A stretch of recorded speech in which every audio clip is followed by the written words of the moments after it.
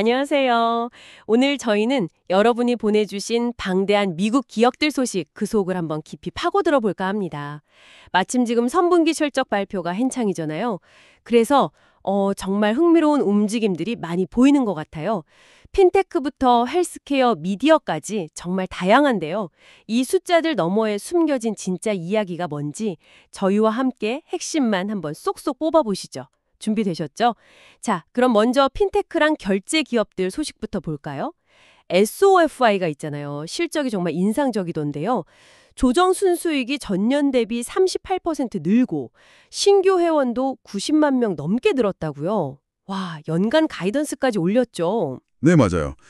SOFI의 이런 성장은 단순히 대출 하나만 하는 게 아니라 투자, 은행, 기술 서비스 이걸 다 합친 뭐랄까 금융 슈퍼앱 전략이 제대로 먹히고 있다는 아주 강력한 신호죠.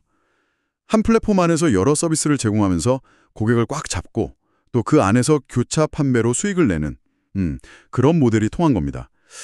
그리고 랜딩클럽 LC도요. 대출 발생액이 37%나 늘면서 주당 순이익이 예상을 확 뛰어넘었어요. 37%나요? 네. 이건 그러니까 지금 경제 상황이 썩 좋지만은 않은데도 어떤 특정 분야에서는 신용 수요가 여전히 탄탄하다. 이런 걸 보여주는 지표로 볼 수 있겠죠. 그렇군요. 그런데 또 다른 소식은 페이팔인데요. 오픈 AI랑 손잡고 챗GPT 안에서 결제를 지원한다. 그리고 에이전트 커머스라는 거 한다고요. 네, 그거요. 이게 좀 미래적인데요. AI가 쇼핑을 대신 그런 건가요? 거의 그런 그림이죠. 단순 결제 중개를 넘어서는 거예요. AI가 사용자 의도를 딱 파악해서 상품 검색부터 결제까지 아주 매끄럽게 다 처리해주는 말 그대로 대리인 역할을 하는 거죠. 미래 상거래 간격에서 주도권을 잡으려는 아주 전략적인 포석이라고 봅니다. 와, 핀테크 기업들이 단순히 돈만 주고받는 기능을 넘어서 사용자 금융생활 전반으로 더 깊숙이 파고들려는 경쟁이 정말 치열해지고 있다는 걸 보여주는 거예요. 어펌이 월드페이나 웨이페어랑 파트너십 강화하는 것도 비슷한 맥락이에요. 더 많은 곳에서 선구매 후 결제, BNPL 옵션을 제공하려는 거죠. 그러고 보니 내부자 거래 소식도 좀 있었어요. UPS나 블럭, SQ 같은 곳에서 폼사 공시가 나왔다고요. 이런 건 보통 어떻게 해석해야 돼요? 폼사요. 그건 회사 내부자, 그러니까 임원이나 주요 주주들이 자기 회사 주식을 사고 팔 때 내는 공시서류인데요. 이게 왜 중요하냐면 아무래도 내부자들이 회사 사정을 제일 잘 알 때니까 그 사람들이 주식을 사는지 파는지 보면 때로는 회사 미래에 대한 어떤 묘묘한 신호로 읽힐 수도 있거든요. 물론 개인적인 돈 문제일 수도 있어서 항상 그런 건 아니지만 그래도 투자자들이 주의 깊게 보는 정보 중 하나죠. 알겠습니다. 그럼 이번엔 헬스케어 쪽으로 넘어가 볼까요? 여긴 정말 분위기가 확 다르던데요. 일단 거대 제약사 엘라엘 릴리, LLY가 예상을 완전 뛰어넘는 그야말로 초대박 실적을 냈어요. 그 GLP-1 비만 당뇨 치료제 덕분이라고요. 네. 엘라일라인 실적은 이 GLP용 약물 시장이 얼마나 폭발적으로 크고 있는지 그리고 이 시장을 먼저 잡는 게 기업한테 얼마나 큰 기회인지를 그냥 딱 보여주는 사례죠. 마운자로 같은 약들이 그냥 회사 전체 실적이랑 전망치를 다 끌어올린 거예요.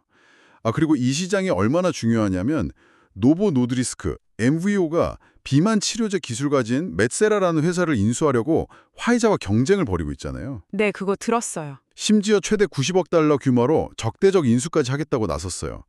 핵심 기술이랑 시장 파일을 확보하려고 M&A 전쟁이 정말 치열하게 벌어지고 있는 겁니다. 와, 피비린내 나는 싸움이라는 말까지 나올 정도면 말 다 했네요. 그렇죠. 근데 이렇게 블록버스터 약물이 있는가 하면 다른 헬스케어 분야는 좀 다른 것 같아요. 원격 의료 쪽 텔라닥, TDOC 같은 경우는 손실폭은 줄였는데 매출이 오히려 줄었다면서요? 맞습니다. TDOC 상황은 이제 팬데믹 특수가 좀 사라지고 나서 원격 의료 기업들이 지속 가능하면서도 수익성 있는 성장, 이걸 어떻게 만들 거냐, 이 어려운 숙제에 딱 부딪힌 걸 보여주는 거죠. 사용자는 늘었을지 몰라도 그걸 어떻게 돈 되는 매출이랑 이익으로 연결하느냐, 이게 고민인 거예요. LLI처럼 딱 한 분야에 집중해서 대박 터트리는 거랑은 좀 다른 모습이죠. 그러고 보니 바우슈 헬스, BHC 실적 발표에서 좀 흥미로운 게 있었어요. 전체 실적도 좋았지만 특히 그 미용 의료기기 사업부 솔타 메디컬 성장이 엄청났다면서요? 네, 바로 그 부분입니다. BHC 전체 실적도 물론 좋았지만 세부적으로 딱 뜯어보면 솔타 메디컬 매출이 전년 대비 무려 25%나 급증했어요. 25%나요? 와, 네, 시장 예상치를 훨씬 웃돈 거죠. 특히 아시아 태평양 지역에서 수요가 엄청 강했다고 해요. 이게 성장을 이끈 건데 이건 엘릴리 사례처럼 아주 구체적인 틈새 시장, 그러니까 미용 의료기기라는 분야랑 아시아 태평양이라는 특정 지역, 여기에 딱 집중한 게 어떻게 강력한 성장 엔진이 될 수 있는지를 보여주는 좋은 예입니다. 우리가 주목해야 할 초전문화의 힘, 이걸 보여주는 걸 수도 있어요. 와, 특정 사업부, 특정 지역에서의 성공이 회사 전체를 끌어올릴 수도 있군요. 초전문화. 네, 기억해 둬야겠네요. 자, 그럼 미디어 쪽으로 가볼까요? 여기도 큰 소식이 있었어요. 후보TV랑 디즈니의 훌루 플러스 라이브 TV 사업부가 합병을 완료했다고요. 그렇습니다. 이 합병으로 미국 유료 TV 시장의 가입자가 한 600만 명 정도 되는 꽤 큰 회사가 새로 생긴 거예요. 스트리밍 경쟁이 워낙 치열해지니까 이제는 규모의 경제, 콘텐츠 협상력, 그리고 여러 서비스를 묶어서 파는 번들링, 이런 게 더 중요해졌거든요. 디즈니는 스트리밍 사업 덩치를 키우고 효율을 높이려는 거고, 후보TV는 디즈니라는 거대한 우산 아래에서 좀 안정적으로 크려는 거죠. 시장 판도를 바꾸는 중요한 움직임입니다. 그런데 로쿠는 좀 이상한 상황이네요. 오랜만에 분기 흑자를 냈고 실적도 예상보다 좋았는데 주가는 오히려 뚝 떨어졌다면서요? 이건 왜 이런 거예요? 이거는 투자자들이 과거 실적보다는 미래 성장성에 더 주목한 아주 전형적인 케이스예요.